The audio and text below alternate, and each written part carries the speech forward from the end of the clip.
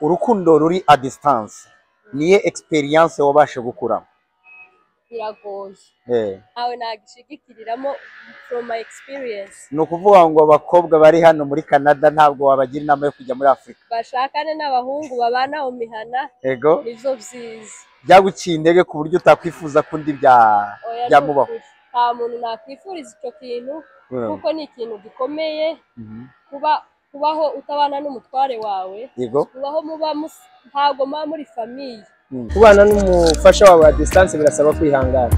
Umuntu wese utari kumwe n'umufasha asetinge muri we ikintu cyitwa kwihangana kandi ategereza umwanya w'Imana.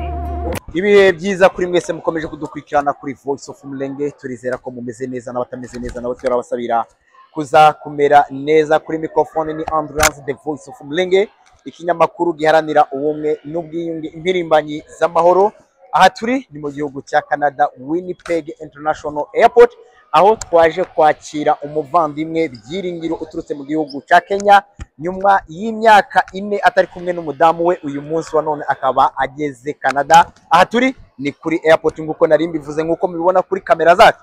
Tukaba turi kumwe na bwana Byiringiro na madamu we, aho twifuza kuba twababaza ibibazo bimwe na bimwe bijyanye n'urugendo rwabo ndetse nuko bari kwiyumva nyuma y'igihe kirekire batari kumwe. Muraho neza madamu Nyano? Muraho neza. Mumeze neza? Meze neza. Uyu munsi turi airport Winnipeg. Ndagira ngo ubashe kubwira abadukurikiranye kuri Voice of Mulenge icyatuzanye kuri airport.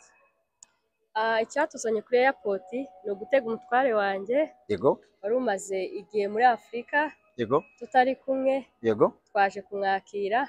Yego. Mu gihugu cyacu ni ibyishimo, ni umunezero. Nyanome, urumva ibyishimo ufite bimeze bite? Uriyumva mute uyu munsi wano? Byinshi, ndanezerewe sinabona uko mbisobanura. Yego. So mwari mumaze igihe kingana gute mutari kumwe? Tumaze imyaka 4 dushakanye. Yego. Ariko muri iyo myaka 4 nasuyeho muri Afrika rimwe kumusura. Yego. Hari hashize imyaka 2 irenga. Yego. Nibwo duherukana amaso ku maso. Urukundo ruri a distance niye experience wabashe gukura? Biragoye biragoye bikaba bisaba kwihangana. Yego. Ni ukuri urukundo rwa a long distance. Yego. Ni ikintu kigoye kitoroshe. So ntawe nagishigikiriramo from my experience. ni ukuvuga ngo abakobwa bari hano muri Canada ntabwo wabagira inama yo kujya muri Afrika? Bashakane n'abahungu babana mu mihana, yego nivyo vyiza. byaguciye intege ku buryo utakwifuza kundi byamubaho? Nta muntu nakwifuriza icyo kintu kuko ni ikintu gikomeye. kubaho utabana n'umutware wawe, kubaho ntabwo muba muri famiye. Ubusa n'utuzuye nawe ahari abasa n'utuzuye. Yego. Ariko iyo mubana umuhana cyangwa se muri kumwe nibwo famiye iba yuzuye neza. Yego. None uyu munsi wa none ukaba ugiye guhura n'umutware wawe, ni nk'irihe jambo rya mbere wifuza kuba wamubwira ukimubona? Ndamubwira ko nishimiye guhura nawe kandi. Yego. Yego kandi mukunda. None nizihe dreams cyangwa se nizihe nzozi ufite ubwo ageze hano? Urateganya kuba wakora iki? Genda waba waratakaje igihe kirekire mutegereje uvuga ngo umutware wanjye nagera hano noneho ndahita mpera kuri ibi n'ibi n'ibi? Mu by'ukuri inzozi aba ari nyinshi kandi aba ari nini. Mu gihe umuntu ari wenyine ntabwo utekereza ku hejo hazaza. Ubu hatekereza gusa azogera hano ryari, azogera hano ryari. Noneho iyo amaze kuhagera nibwo ni ubusa n'uwibagiwe ibyatambutse cyangwa se nikaho ubuzima buba bugiye gutangira. Yego. Niho ubuzima buba bugiye gutangira, niho utangira ku dreaming. Ariko ubu nyine amawazo yari ku azaza ryari, azagera hano ryari.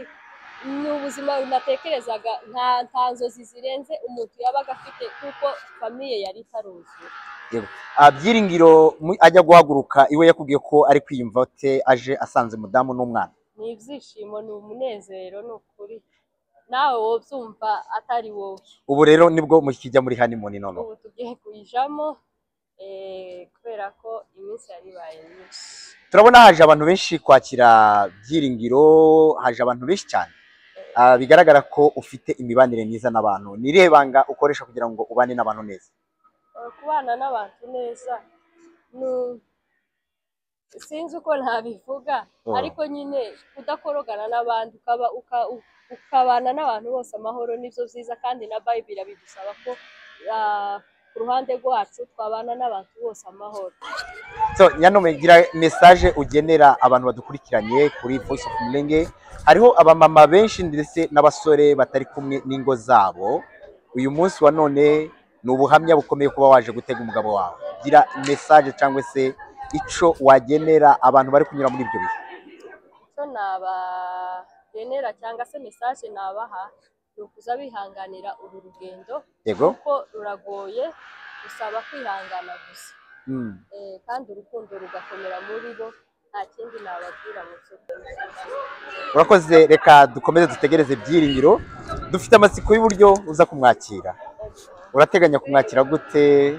Uramuterura biragenda gute? Birizana birikora. Sawa, reka dukomeze dutegereze. Urakoze Nyanome. Yego, murakoze namwe. Igana Byiringiro, tukaba tuguhaye ikaze kuri Voice of Mulenge. Merci cyane, murakoze. Muraho neza bwana Voice Mulenge. Umeze uriyumvute kuba ugeze muri Canada nyuma y'igihe kirekire utari kumwe na familia? Ya, tumeze neza, ndumva nishimye cyane kuba mbonye madame n'umwana. Twari tumaze igihe tutabonana na madame. Umwana we ni ubwa mbere mubonye, ndabona ari mwiza cyane kuruta uko namubonaga ku ifoto. Ubwo nkimubona rwose ku mafoto, ndabona ari mwiza cyane kuruta amafoto. So urugendo rwawe rwagenze gute? Ya, nagenze neza mu nzira, byari sawa, gusa ndasa n'uwagize urugendo rurerure. Twatinzemo mu nzira, indege bayihinduye amasaha make, ariko nagenze neza.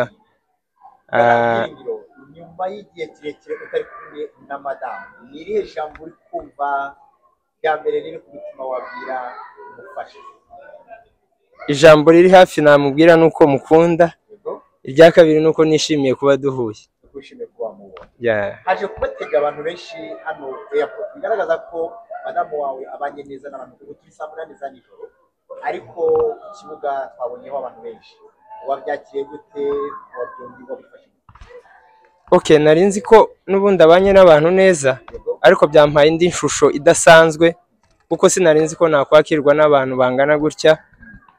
Ntabwo narimo menya abansuhuje n'abatansuhuje. So ndumva nishimye cyane, kandi bimpaye imbaraga zo kumva ko mfite umugore uri strong. Gana Byiringiro, hari abantu benshi bashobora kwibaza ngo se bari maze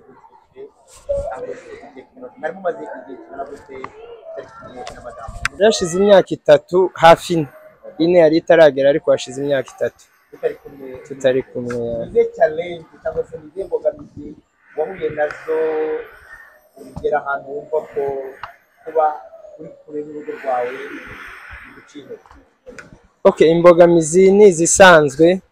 Ubundi kutabana n'umugore niyo mbogamizi ya mbere, uko ibiganiro mushobora gukorana muri kumwe biratandukanye n'ibyo kuri telefone. Inama muja kuri telefone no kuba muri kumwe biratandukanye. Nizo mbogamizi zose mugenda muhura nazo, ariko ubusanzwe twabaga turi kumwe n'ubundi tuje inama, ariko kuba mutari kumwe mwegeranye muganira abarimo challenges nyinshi. Experience y'urukundo ruri a distance wakuyemo niyihe ushobora kuba watangiza abandi bari kudukurikirana? Harimo experience navuga ko igoye cyane, ariko ni ikintu gisaba kwihangana, gisaba kumva partner wawe, gisaba kumutolera, kubera ko distance iragoye. Kwihangana, uwihanganya akabishasha ngo kwihangana bikomeye, no kwihangana bisaba kwihangana bikomeye cyane. None nizi expectation ufite kuri uyu munsi ko wageze muri Canada, wasanze urugo rwawe n'umudamu bamenyereye uri muri systeme Icyongereza n'umusobanuzi mu rusengero, ufite izi expectation? Ndumva kuba nsanze madame hano haranyoroheye, kubera ko ndabizi ko umuntu ukiri muto kandi ufite experience kuko amaze igihe, kandi yarize. So iyo umuntu yize, nanjye narize, kuba mfite umuntu umenyereza biranyoroheye. Ni ubuhe butumwa wagenera abantu batabana n'ingo zabo bitewe n'impamvu zitandukanye? Ubutumwa bukomeye nabagenera bwa mbere ni bya bindi nari mvuze, kubana n'umufasha wawe wa distance birasaba kwihangana. Umuntu wese utari kumwe n'umufasha asetinge muri we ikintu cyitwa kwihangana, kandi ategereza umwanya w'Imana, kuko biratinda ariko byanga bikunda mubigeraho.